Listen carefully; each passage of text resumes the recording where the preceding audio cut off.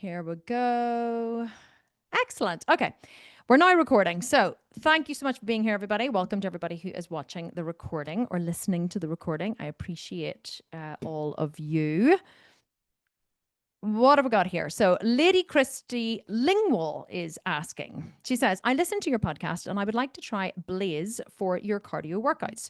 I'm just beginning the carve challenge and would like to know in what order should I perform the workouts? Which workout you would recommend I do first each day? I know I'm going to need plenty of energy to go to failure in the carve program, but would I then have enough energy to follow up with the cardio? Please advise. Great question. And this is actually one that I get asked quite a lot. And I guess my answer is always whenever you are whenever you're doing strength and cardio together, you always want to do your strength first if you can. The only time that you would ever do your cardio first would be if it was like first thing in the morning. And let's say you were getting up first thing in the morning and before you decided to eat anything, you're going to be doing your cardio workout. And then you're going to have your breakfast and you're going to take a little bit of a break and then you're going to do your strength training. That's the only time I would ever recommend that you do your cardio first. But if you're going to do them together, you want to always do your strength training first. The reason is because you don't want to use up any precious muscle glycogen doing your cardio workouts. You want to make sure that you're saving all of that stored up muscle glycogen inside the muscle to push your heavy weights. And that's why I generally recommend, if you can, to eat something before strength training. But like if you don't want to and you train super early in the morning and it doesn't work for you to eat beforehand, no problem at all. Like it's not like we're training for, the Mr. Universe competition here where you need to be like squatting 500 pounds. You're not. Like you're going to have enough energy to get through your workouts unless you're like chronically starved. So, which I wouldn't imagine anyone here is.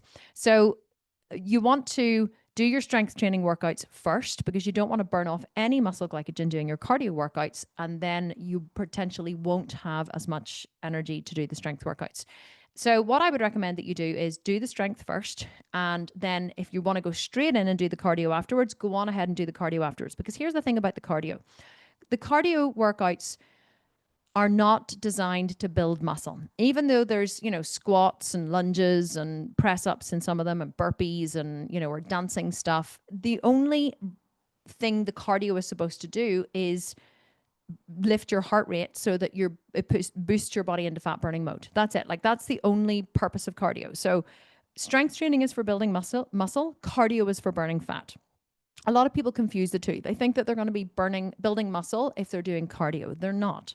You're absolutely not. Even if there's, like I said, press ups and lunges and all that kind of stuff in your cardio, you're not building any muscle. The only way you build muscle is if you push your body to failure and beyond. If you go beyond what you're currently capable of doing. So you stimulate the muscle beyond what it's currently capable of doing.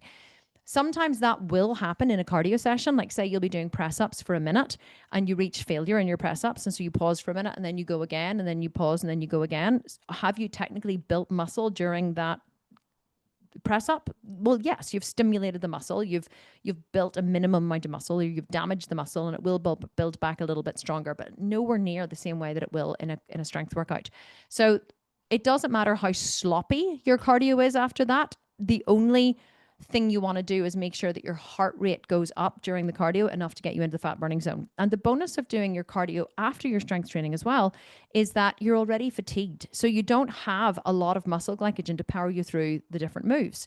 So your body is having to burn other forms of, or to utilize other forms of energy to get you through. And so whenever you don't have muscle glycogen, what will happen is your body will turn to its secondary energy source, which is body fat. So it will burn off body fat. It'll break it down into triglycerides, transport it through the tissues, through the bloodstream to the tissues for energy. And that's really beneficial because obviously the whole goal of cardio is to burn fat. So just remember, it doesn't matter how sloppy your cardio is. It doesn't matter if you're kind of just muscling your way through, you're not doing it the most energetically. You're not like doing, perfect knees up or burpees or, press ups or whatever. The only goal of your cardio is to get your heart rate up into the fat burning zone. So if your heart rate isn't in the fat burning zone, you need to move more. You need to add a little jump. You need add a little more pizzazz. You need to add a little something to boost your heart rate up into the fat burning zone. But it's very important that you don't do your strength training in a sloppy format. So if you are super tired after your cardio and then you try and do your strength training, you might not be able to do a full range of motion, full exercise, you might let your form get sloppy, and that's where you could get injured. So always strength before cardio if you can. Really good question. It's one that's very, very common. Okay, Laurie is asking, when deciding on a meal plan, she says, for some reason, the 1200 omnivore plan is missing. I don't know that we had a 1200 omnivore plan, but it might have been part of boot camp. I'll get one of the team to look into. The options are muscle building or fat loss. I need both. So which is the better option? I've been doing 1200 calories since Sculpt and I'm still losing. Is it best to stay there or jump into the 1400 and then go back to 1200 as if I were doing a shred? So well, it depends, Laurie, on why you would go up to the 1400. If the 1200 is working for you and you're losing fat consistently every single week and you have enough strength to perform your workouts, and then don't change anything. We always say only change whenever something isn't working. So if something stops working, that's when you change. If it's working for what your goal is, then you stay. So the thing about the meal plans is we always ask, what is your primary goal? So is your primary goal to only build muscle? Or, is your primary goal, is your primary goal to build muscle, or is your primary goal to burn body fat? For most women, it's to burn body fat. They do want to build muscle. But if I said, okay, you can put on 5 pounds of muscle per month, but you won't lose any body fat, would you want to do it? Most women would say no. Most women would be like, well, no, because those 5 pounds of muscle are going to make me bigger, right? And I don't want to be bigger. I want to be smaller. So you can only really focus on one goal first. You will still build muscle in a calorie deficit. It is a complete and utter misnomer. That people say you can't build muscle in a calorie deficit. You can build muscle in a calorie deficit. The only reason why bodybuilders, and this all came from like bro science, right? See, whenever I hear men, I'm going to get on my soapbox now. See, whenever I hear men talk about how, if they really want to grow their glutes, all they need to do is eat a lot more food. And I'm like, that really isn't true, because what happens is women are not like men don't have as much muscle as men. Our metabolisms are not as high as men. We do not have testosterone like men have. We do not build muscle like men have. Men do not understand what it takes to build muscle in a woman's body. And so to say all a woman needs to do is eat more and she will grow her glutes is complete and utter bullshit. I actually had put on a reasonable amount of body fat there before I shredded it all off this year. And I kept looking at my glutes in the mirror and going, oh my God, like, look, my butt, all of these glute exercises I've been doing have really been building a huge amount of muscle in my butt. And I kept admiring my butt in the mirror and taking photos of my butt and look at this gorgeous big butt. And then I shredded all the body fat off. And really what I thought was muscle was just fat, right? Hands up. What I thought was muscle was just fat. Is there extra muscle there? Yes. Because whenever I tense it from the side, I have this lovely little peak now, right? It goes out and it goes down. I have this really nice peak. Was what I thought was muscle? No, it was fat. And now my husband will say to me that my bum looks far better now than it did before, because obviously I don't see my own bum from behind. And so he said whenever I was walking in a bikini, it kind of wobbled and jiggled a bit. And I just thought that was fat on top of the muscle. No, it wasn't. There is muscle there. But honestly, it's just body fat. So a lot of these girls on Instagram posting these pictures of these massive butts, right? And they're going, oh, look at my lovely big butt. And all I've been doing is squats. Here's what you have to do, squats and deadlifts. And I look at them and I go, love, you're just fat. Like, I hate to say it, but they are. They're just fat. And how you can tell they're fat is they've no definition in their arms. They've no shoulder cap. They've no arm muscles. They've just straight up and down arms. You can tell they train, right? And they have big quads, but they just have a huge amount of fat on their ass. And so it isn't a case of just eat more food and you will put on more muscle. It is not 100% like that. Especially not for women. We put on more muscle in our ass more fat in our ass than anywhere else, because we're predisposed to hold fat in our lower stomach, in our around our middle, and in our glutes and in our thighs, because that fat can be very easily broken down into energy very, very quickly, because it's very thermogenic. And so it can be broken down very quickly. It's metabolically active as well. So it's very easily broken down for energy for breastfeeding babies and growing babies in our wombs. That's why we store our fat there. A lot of people don't know this. So for women, if you eat too many calories, you will just put on body fat. You don't need a lot of calories to build a lot of muscle. I am testament to this. I always built muscle in a shred. Always. Whenever I was going to stand on stage, I stood on the scale before my prep at 64 kilos, and I stood on the scale the day of the show at 64 kilos, completely shredded.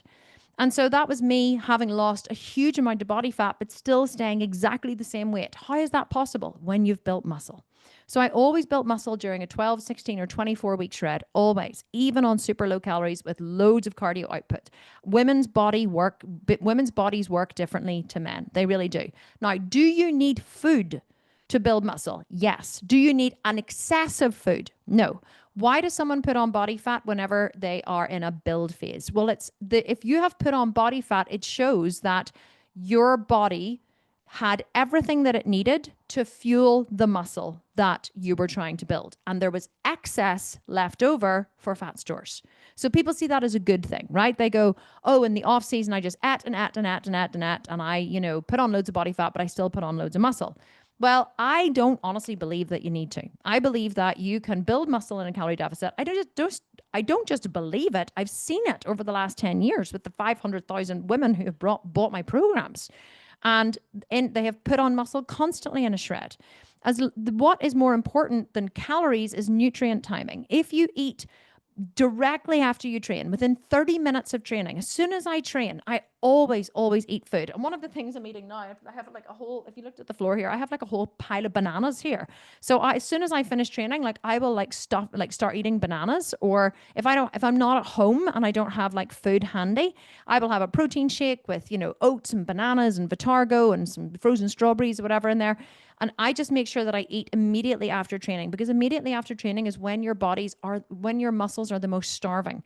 And for those, for the 24 hours after you train is when your body is building and repairing the muscle. So as long as you give your body adequate food, then it will always feed the muscle first. It will feed the muscle. It will repair the muscle tissues. It will repair all of the different, protein synthesis and tissues and whatever your body needs. And then if there's anything left over, it will send it to fat store. But we really don't need as much food as we think that we need. We really don't, not to build muscle. Now, if you're trying to build an enormous amount of muscle, let's say you're trying to become, compete in the physique category, right? The biggest women's bodybuilding category there is. Well, are you going to have to eat a lot of food on the off season? Well, I probably wouldn't leave it to chance, right? I would probably stuff my fat face full of everything that I could just to make sure I was leaving no gains on the table. But very few women in this program, in the Sculpted Menopause app or in EMBM or in any of my programs are looking to achieve that. We just want to be lean, muscular, have like nice shoulders, flat abs, good shapely legs. Like that's what we want. We want to have a good, feminine, strong, lean, semi-muscular physique. And for that, you do not need 3,000 calories a day. You don't. So back to your question, Laurie, it's like, what is your primary goal? If your primary goal is to shred fat, get the body fat off first. That's what I always say. If you're like, I have 20 pounds to lose the 20 pounds. Focus on that as your primary goal. Your body will build muscle if you're strength training while you're losing those 20 pounds. And then once you have the 20 pounds off, once you are at a lean enough stage, once you're, 17, 18, 20% body fat, then you can maintain for a while. You can start to increase your calories a little bit, but not so much that you put the body fat back on. And you can really start to push hard and build more muscle, because over time, muscle will raise your metabolism. That's the other thing women forget, is that you build a little bit of muscle, a little bit of muscle, a little bit of muscle. You just build slowly over time. Your overall muscle increases in your body, which means your metabolism raises, which means you can naturally eat more food. But while you don't have an enormous amount of muscle, while we as women don't have an enormous amount of muscle, we don't have a huge metabolism. We don't have a huge calorific need. And so by increasing your food, you risk storing more body fat because you don't have a big calorie sink for the food that you're eating. You need to create a calorie sink by creating a lot of muscle, but you don't need a lot of food to create a lot of muscle. If you eat a lot of food to build a lot of muscle, then yes, you will raise your metabolism, but you'll also put on a lot more body fat. And at some point, you're going to have to go into a hard shred and pull it all off anyway. So I would be happy, or I've always been happy with the amount of muscle that I have built in a shred, which has always been very adequate, at the same time as taking the body fat down. It'll also help your metabolism to be lower in body fat, because whenever we are overweight for a long time, our livers really suffer. Your liver is your biggest fat burning organ of your body. Your liver is the organ that breaks down fat tissue into triglycerides and feeds it through to the tissues for energy. Your liver is the very thing that burns fat. And whenever we are overweight, we suffer from fatty liver. We have liver damage, we can even get liver disease. It doesn't always come from drinking alcohol. Being fat, whenever you have body fat, especially as a woman and you have internal body fat, you definitely will have fat in your liver. When you have fat in your liver, you will not be burning body fat as efficiently. So I always say, get the fat off first. Your body will burn so much more fat than your body will burn so much more fat, so much more efficiently whenever you don't have any fat in your liver. You don't have fat around your internal organs. You don't have, subcutaneous and visceral fat. Like, your body just operates so much more efficiently whenever you don't have that.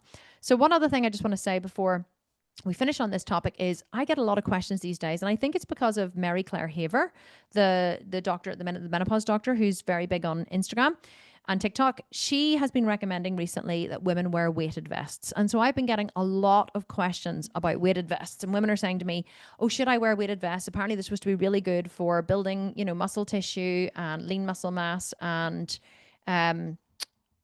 for what else are they saying? It's good for, for weight loss and all this kind of stuff. And I was like, what? Like, wearing a weighted vest? Like, are you crazy? Like, what on earth would you wear a weighted vest for? And I was like, how is that going to increase bone density? Like, because you're walking around with like 5 pounds or 10 pounds in your body. And so anyway, but I will never dismiss something without doing a bit of research. So I did a bit of research, and here's what I found out. And this was interesting to me. The reason why people who are very overweight lose weight quicker than those who carry less weight is because the weight that they carry around puts more metabolic strain on their body. So someone who is 200 pounds and goes for a walk will be carrying around 200 pounds of weight, which places more strain on the heart. So the heart has to work harder to pump blood around the body to fuel and power that walk. Someone who weighs 140 pounds is carrying 60 less pounds than the 200-pound woman. So her heart doesn't have to work as hard. So what actually happens is whenever you are very overweight and you go on a diet and you start doing some cardio or some training, you will start to lose weight quite quickly. But then what happens is the weight that you lose slows down over time. The reason it slows down is because your heart doesn't have to work as hard to move you around the world because you're not carrying as much body fat. So let's say you lose 30 pounds. You are now, let me just put my phone on do not disturb. Let's say you lose 30 pounds. Well, you're carrying around 30 less pounds of weight. So in order to keep your weight loss up, and this was the bit that blew my mind, which I'd never thought of. Who was it I learned this from? I can't remember his name. Oh, what's his name? Can't remember. But anyway, I'll post it whenever I find out because I always like to give tribute. What this guy, he's really big on YouTube. Oh, I have to find out his name. He's really good. He's so scientific. He said, if you start to wear a weighted vest and you add back every pound that you lose, your weight loss will continue linearly, which I had never thought of before. So let's say you're 200 pounds and you lose 5 pounds. If you wear a weighted vest every day and you put 5 pounds in your weighted vest, your body will continue to burn body fat more effectively because you're carrying around more weight. So let's say you lose another 5 pounds. So if you add another 5 pounds onto your weighted vest, now you're carrying around the 10 pounds that you lost. So the reason why our weight loss slows down as we lose body fat is because we're not placing as much of a metabolic burn we're not placing as much calorie demand on our bodies because we're lighter, right? Makes total sense. So that blew my mind. I was like, oh my God, right. Okay. So then I became like a big fan of weighted vests. Now I haven't bought one because I'm super skinny at the minute and I do not need to lose any more weight. So, but anyone who is looking, so back to your question, Laurie, if your goal is to lose body fat and you're on the 1200 calories and you're still losing body fat, if you wanted to increase your calorie burn, get hold of a weighted vest and add just 5 pounds onto it or 10 pounds. But add more weight incrementally week by week if you can. Even if you just add 1 more pound a week. So let's say you were up to 20 pounds or 22 pounds, you're carrying around 10 kilos on you. Well, that extra 10 kilos that you're carrying around for a lot of the day, just whenever you're around the house or you're vacuuming or you're doing whatever, if you're carrying around that extra weight, you're going to be placing more daily demand on your body, and your body is going to burn more calories. So it's a really great way to add more of a demand on your body without eating any less or exercising any more, simply by adding more load to your frame as much as you can during the day, just going about and doing your daily tasks. So that's what I'd recommend for someone who wants to lose body fat. But back to your original question, would you focus on losing body fat or building muscle? Because you want to do both. You always focus on the one that is the most important to you. But one thing I say is, get down to your goal weight first. Get down to your goal body fat percentage, or as close to it as you can first. Your goal body fat percentage might be like 18% or 16%. Well, you might not get down there without a huge amount of muscle. So let's aim to get you down to maybe 20%, right? So get down to 20% body fat. Then when you're there, you can assess, you can see the muscle that you have underneath the skin, underneath the fat, and then you can decide, right, what program am I doing? What way am I moving forward? How am I working this body now I'm at my goal weight? You always want to get to your goal first as much as you can, and then you can choose another goal. But don't switch goals or try to work on two goals simultaneously. Work on one. Know that you will build muscle even in a calorie deficit, and when you get there, then you can choose again and go for another one. Love it. Okay, Jennifer is asking. She says, Kim, I'm loving carve, but I'm not losing the fat I would like. I've been following a 14 to 1500 calorie intake determined by the macro calculator for my goal weight loss since finishing the Buns and Guns challenge. I'm thinking of doing another shred to cut down my BMI. Should I do 4 weeks or 8 weeks, or does it depend on how much I want to lose? Please advise. So, Jennifer, there's a couple of things I would ask. And the first one is, I think I saw a couple of posts in the app from you saying that you haven't been 100% consistent with your diet. Now, I'm just guessing. I can't remember 100%, but I think that's what you said. So the questions I would have for you, Jennifer, if you're here, I don't know if you're here today. Maybe you are. I can check the chat. You might not be. But if you are, I would love to hear from you. So what I would say, Jennifer, is, how long have you been eating? When you said, and here's the other thing. So you said, I've been following a 1400 to 1500 calorie intake. So my first question is, well, which one is it? Is it 1400 or is it 1500? Is it sometimes 1400, sometimes 1500? Is it sometimes 1450? Is it sometimes 1550? So it seems like your calorie intake is a little loosey-goosey, and there's nothing wrong with that, except that if you want to lose body fat, there's two things that you need. The first one is you need to be very, very precise with your diet. And I mean precise. Why do you have to be precise? Because you have to know if it works or not. And whenever someone says to me, I've been following 14 to 1500 calories and I haven't been losing weight. So you've said, I'm not losing the fat. Okay. I'm not losing the fat I would like. And herein lies the problem, right? There's the fat that's possible to lose, and there's the fat we would like to lose. And quite often, the fat we would like to lose really just is not possible in reality. So, Jennifer, if you're losing a pound a week or 2 pounds a week, you're doing really good. In fact, if you're losing 2 pounds a week, you are smashing it out of the park. If you're losing 1 pound a week, you're right on track. The problem is most of us want to lose 5 pounds a week or 10 pounds a week. And yes, in the very beginning of a shred program, you could lose 5 pounds a week, but that is not sustainable over a long period of time. So I would like to know, Jennifer, from you, if you're watching the replay, I would love it if you would post maybe in the group or in the app once you've listened to this. I don't know why it's not showing me the chat. Oh, there, I think I've got it now.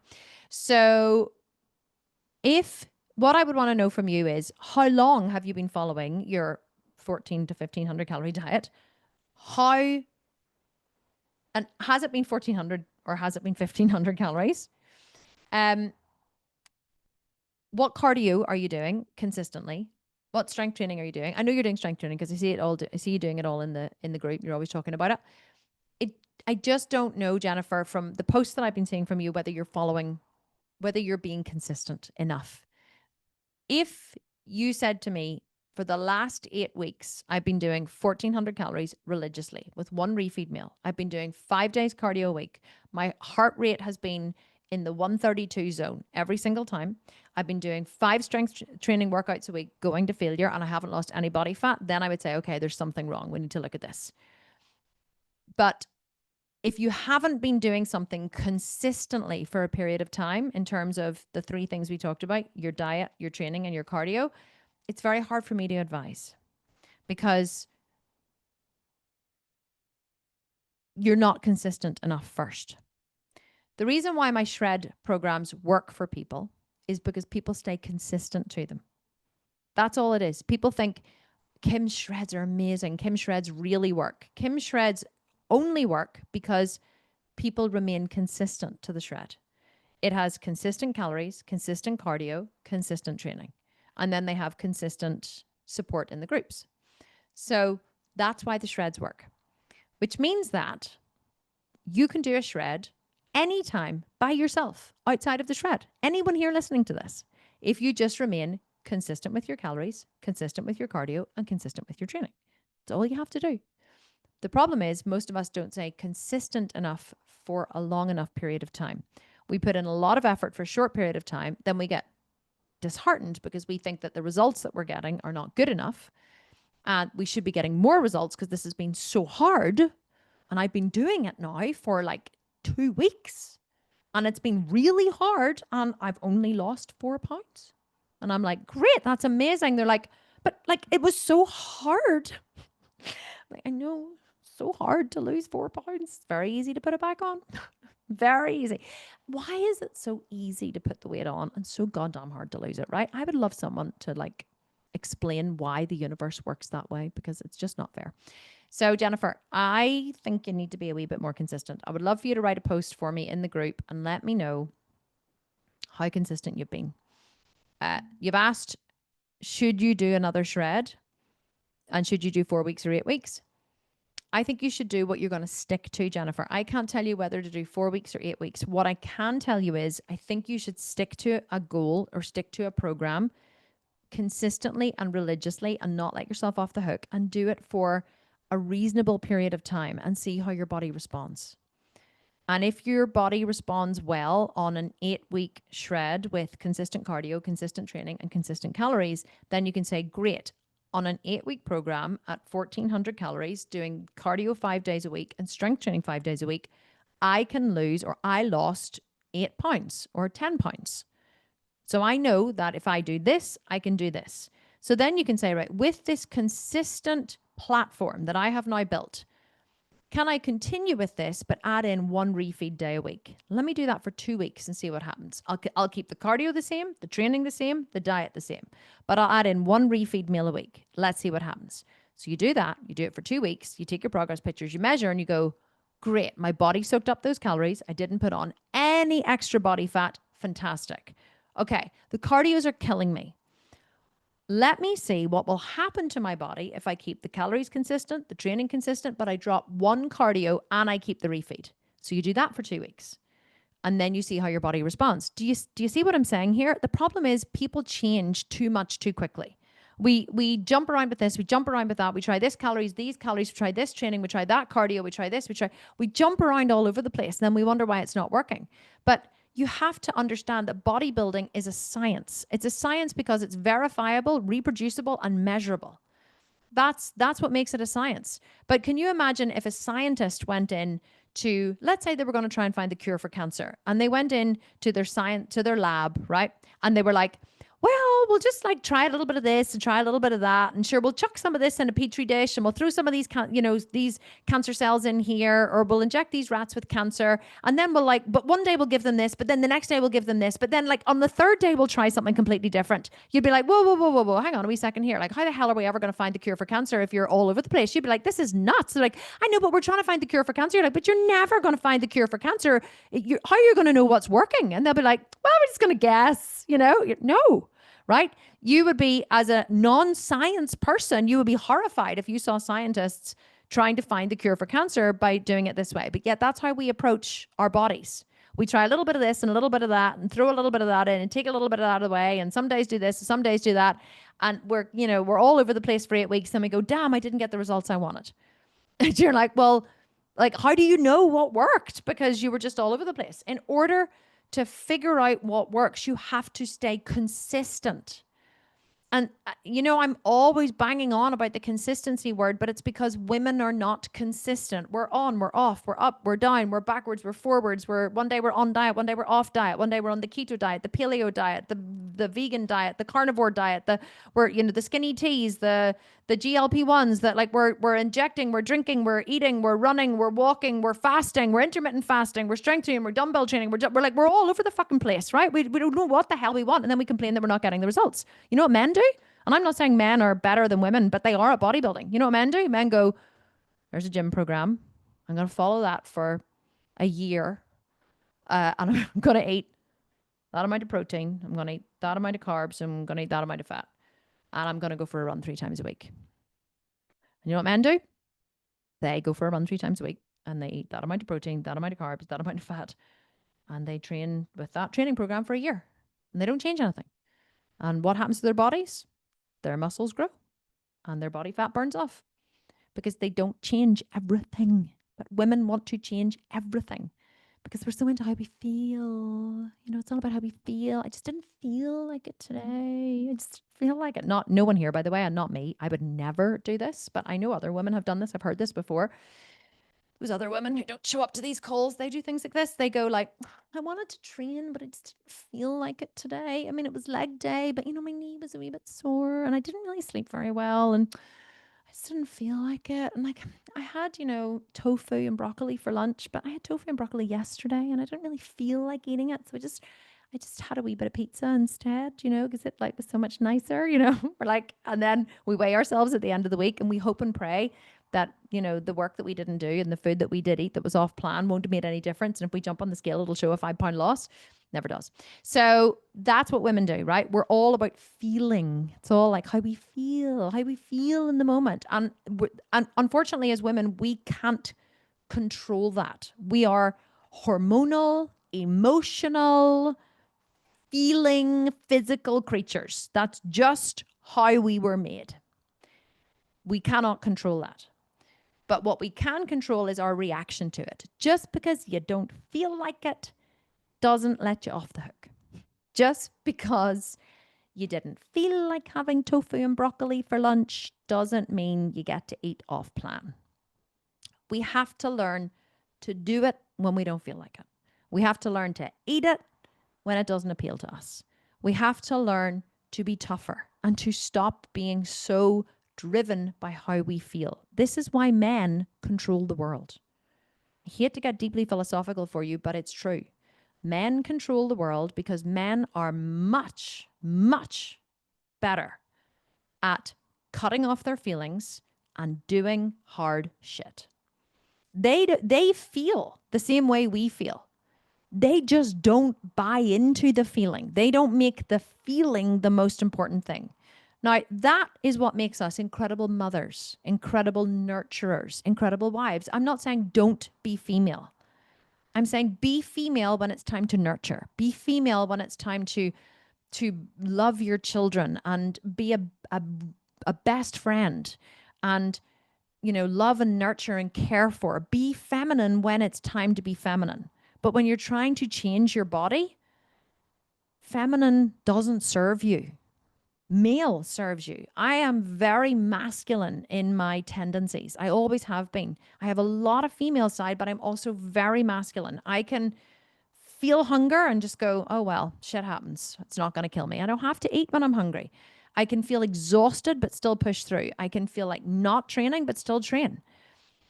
You just have to train yourself to do the hard thing and stop being so invested in how you feel.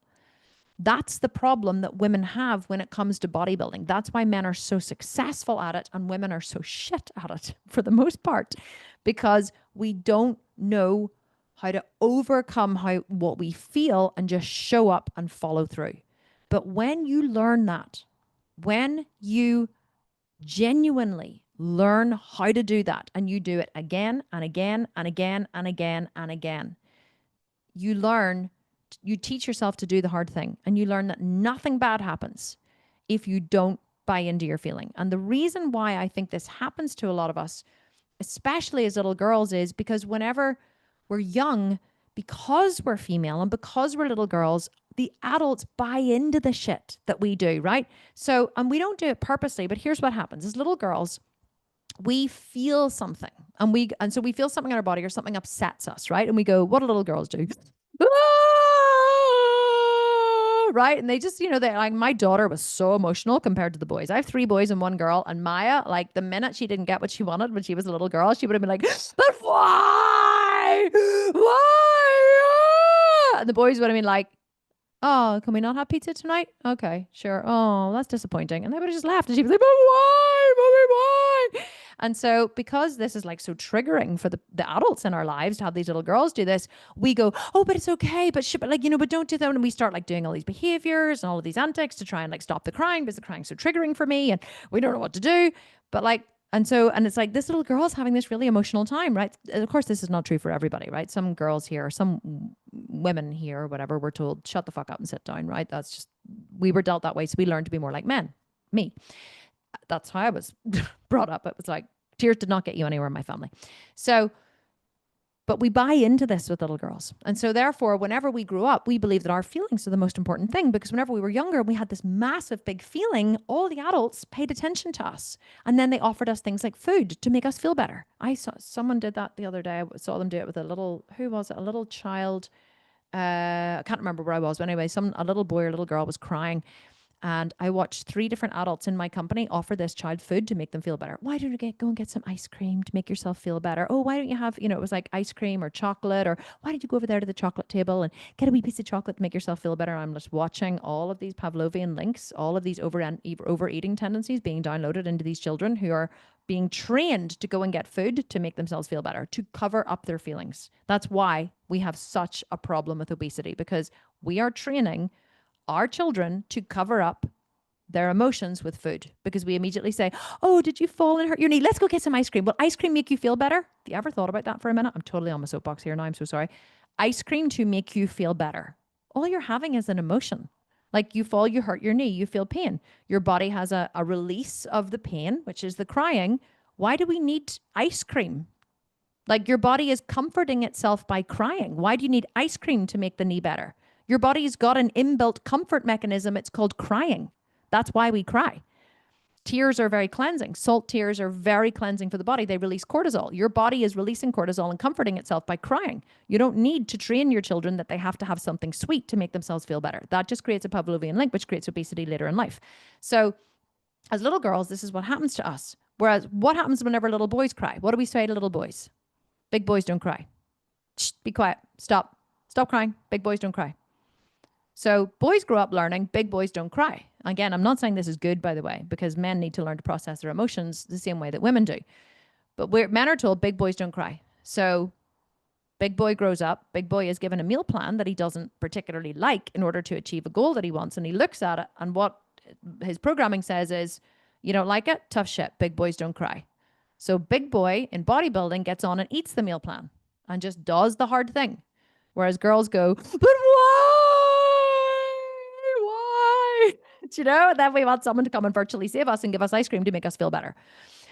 That's why we have such a hard time in bodybuilding. So that totally went off on a tangent there, but I think it was really worthwhile, because I think that women, a lot of times I get so many questions. Women ask me, how do I follow through? How do I reach the end of a program? How do I stop self-sabotaging? How do I, do the hard thing? I'm like, learn every day to be tougher. Stop letting yourself off the hook. The self-sabotage is not some beast that comes and takes over your body. It's like, it's like I keep sleeping through my alarm in the morning. If you sleep through your alarm, it's a choice. The alarm goes off, you turn it off, you go back to sleep. You chose to go back to sleep. The alarm, there wasn't some like mythical sleep creature in your bedroom that like lulled you back to sleep like a baby, rocked you in its mythical arms. Like you chose to go back to sleep. If that same alarm had gone off to get you up for work, and if you didn't go to work, you would lose your job and lose your house and lose your, not be able to pay your bills. You're getting out of bed and going to work. So we choose to not do the hard thing because it's too hard. But then we think that there's something outside of ourselves that is stopping us from doing these hard things, rather than it's just you, sweetheart, right? You are the thing that's stopping you from doing the hard thing. So if you want to do hard things, you got to learn to do hard things. How do you do hard things? You do them again and again and again every fucking day. 10, like 99% of my day is hard. I go from one thing to the next, to the next, to the next, to the next. I've recorded 2 butt camp workouts today, both 45 minutes long. The second one was so hard because my glutes are so tired. Did I not do it? No. I've had copious amounts of meetings. I've made several videos. I've made so many decisions. I'm going straight from here to go home and cook dinner for the family, and then I've shit tons to do tonight. Do I complain? No. Just get on and do it because it's necessary and it needs done. I'm not saying I'm better than anyone else. I've just learned to do hard things. Did I feel like it? No. Do I want to do it? Absolutely not. Sometimes Natasha has to come and give me a wee nudge, and she's like, "Are you going to record another workout?" I'm like, "I don't want to, Natasha." But do I do it? Yes. So, do hard things. Moving on. Krista. Hi, Kim. I have a question about cellulite. I've heard you speak about it before, but I just wanted to confirm your guidance. I know that it is genetics, body fat, and also connective tissue getting looser over time as we age. Is there any way to improve the appearance of it on my butt and thighs, aside from a healthy diet, losing fat, and building muscle? It's so frustrating. Krista, here's the thing I've learned about cellulite. And this, I can't say that I've ever studied it scientifically. I do know how it's made. I do that, some women have worse connective tissue than others, but there are 2 things I'll tell you about cellulite. Cellulite is fat. It's body fat pushing through the connective tissue on your skin. That's all it is. Some of us carry more body fat than others. But one of the things I have learned is that when you get down to very low percentages of body fat, the cellulite all but disappears. Now, do I have cellulite in my butt? Yes, because I still have fat on my butt. So if I tense my butt cheeks, I have little pocks, right, of cellulite. But they're not there without me tensing. Why? Because I don't have a huge amount of fat on my butt. And whenever my legs are very thin, which they are at the minute, or very lean, should I say? They're not thin, they're lean. I don't have a lot of body fat on my legs. I have 0 cellulite. Whenever I do have body fat on my legs, I have a little sausage roll of fat under my butt, and I have cellulite on the back of my thighs because I have more body fat on the back of my thighs pushing through the connective tissue. So the only way that I have ever seen in the 10 years of me running this company and with my own body for cellulite to disappear is to get down to low percentages of body fat. And when I say low, I mean low. I mean like 14%. Anything over that, if you have cellulite, you're going to have cellulite because cellulite is just fat. The only way to reduce the cellulite is to reduce the fat. That's it. There's really no other way. Like imagine you became emaciated. Imagine you were just starved and you lost a lot of your muscle and a lot of your fat. Do you think you would still have cellulite? Like whenever I ask people that, I'm like, let's take it to the extreme. Like, do you think any woman in the Holocaust had cellulite? Any of the Jewish women who were persecuted during the Holocaust and were in concentration camps, do you think any of them had cellulite? No, probably not. I mean, if you try to imagine it, you're like, can you imagine them with cellulite? No.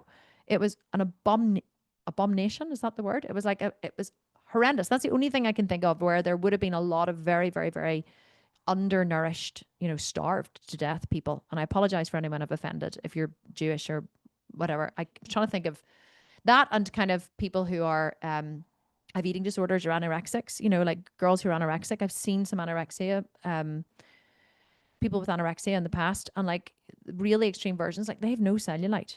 Now I'm taking it to the extreme version because if I ask, do you think a woman who has severe anorexia is going to have cellulite? Most of you are going to say no. Why are you going to say no? Because she has no body fat. So we know in our minds, right? We know sensibly, okay, it is actually just body fat.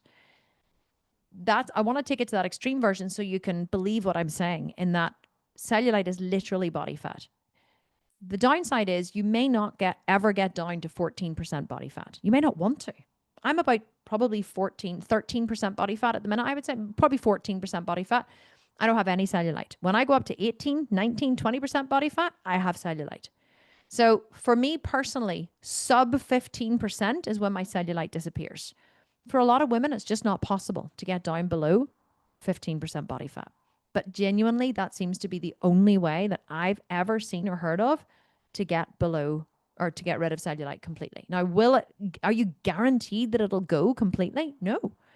Depends on your body, depends on your genetics, depends how long you've been overweight or underweight or had cellulite. It depends on the appearance of your skin. It depends on your diet. It depends on a lot of things because your connective tissue underneath your skin is very much dependent on what kind of diet you've eaten over the years, how much you've exercised, how much water you've drank. People always ask me about my skin. They always say, Kim, you have the most amazing skin. Yes, I get aesthetics work done, but my skin, they always say, what do you use on your skin? I'm like, I use CeraVe, or it's not even CeraVe. I can't even think of the name of it now. It's like a brand you buy in Tesco. Like you can, Tesco is a supermarket over here. You can get it from like it's not expensive. I use a really inexpensive fragrance-free cleanser and a really inexpensive fragrance-free moisturizer. That's it. That's all I use on my skin.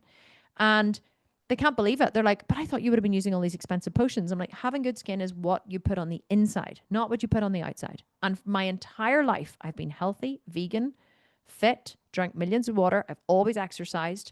I've always taken care of my mental health and my physical health, which is why I have really good skin on my face and on my body. If you haven't done that for many years, maybe you're playing catch up, maybe you're only now coming to a healthier lifestyle, losing the body fat, being healthier with what you eat and drink. Maybe you've been eating, your diet hasn't been great. You've been eating a lot of fatty food, rich food, fried food, sweet food, sugary food over the years.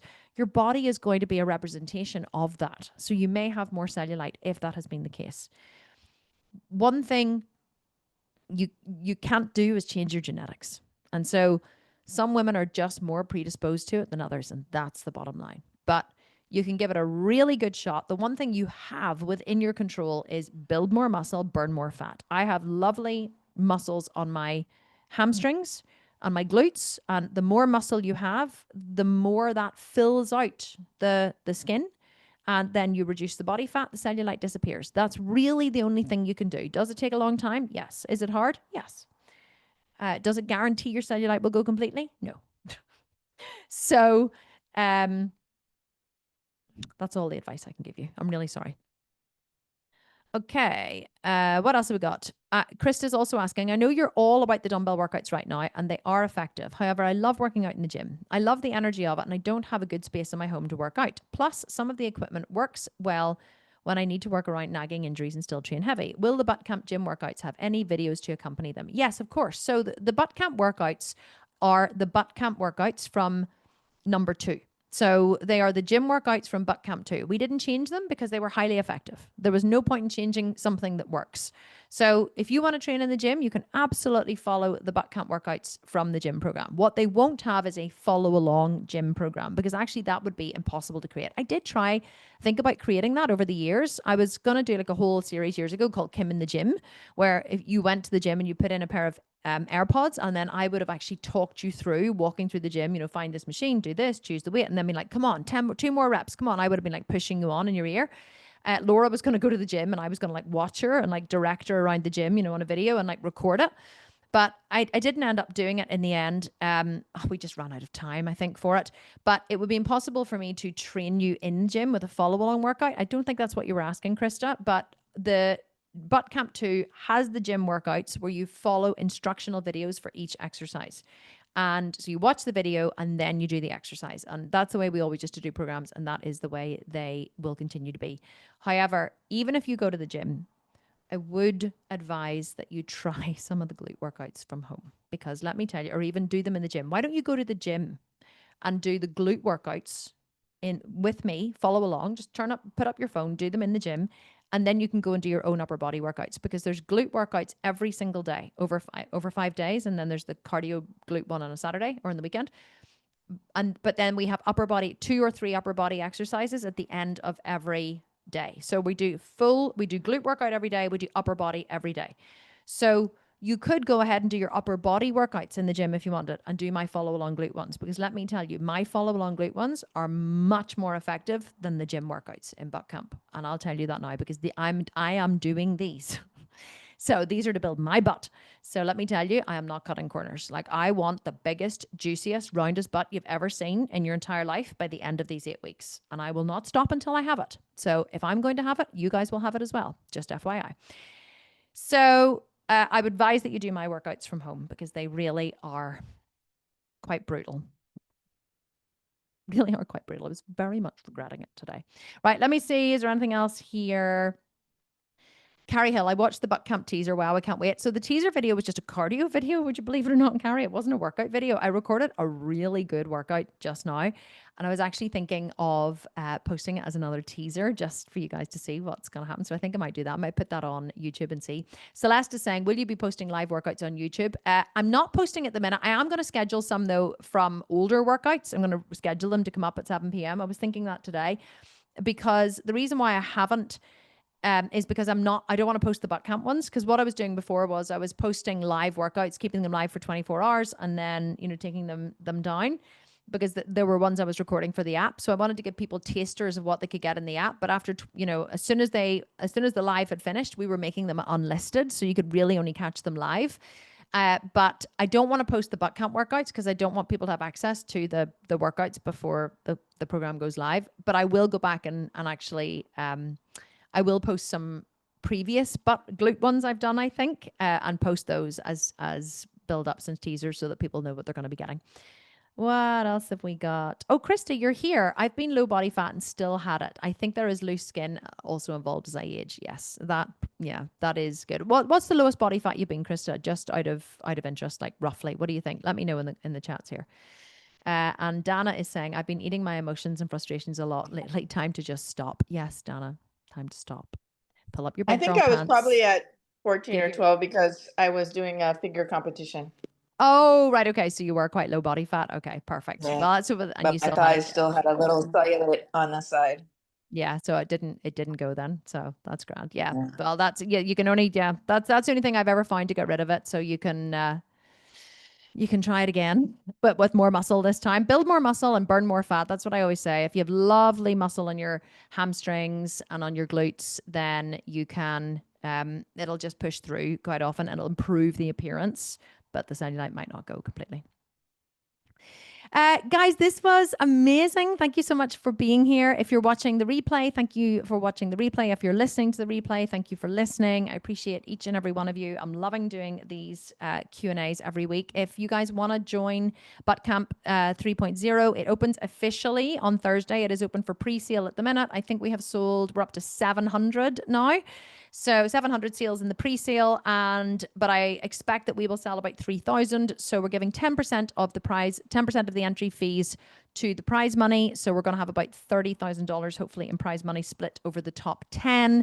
It officially opens on Thursday. We're going to release the customer hub, all of the meal plans, probably the first workouts as well, so people can watch them and get used to them and see what equipment they need. It's all going live on Thursday. The competition officially starts September 15th. It's going to be awesome. We haven't done a big cash competition outside the app in a long time. So this one is going to be outside the app. But if you don't want to join, if you're in the app and you're an EMBM and you don't want to join, no problem at all. These workouts will go in the app later in the year. We are going to run another competition in the app before the end of the year as well. It'll just be a 4-week competition though. So you guys will have your own competitions inside the app that we always said you would have, but this is just something we're running for our non-menopausal members outside the app, or menopausal members can join as well. Anyone can join. This is just like kind of open for everybody.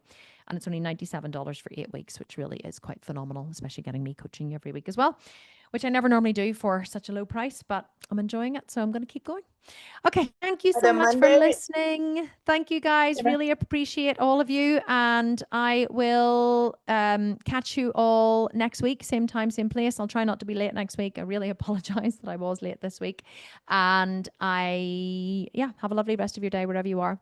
Thank you so much for being here. Sending you all a big kiss and a big hug. Okay. Bye guys. Take care.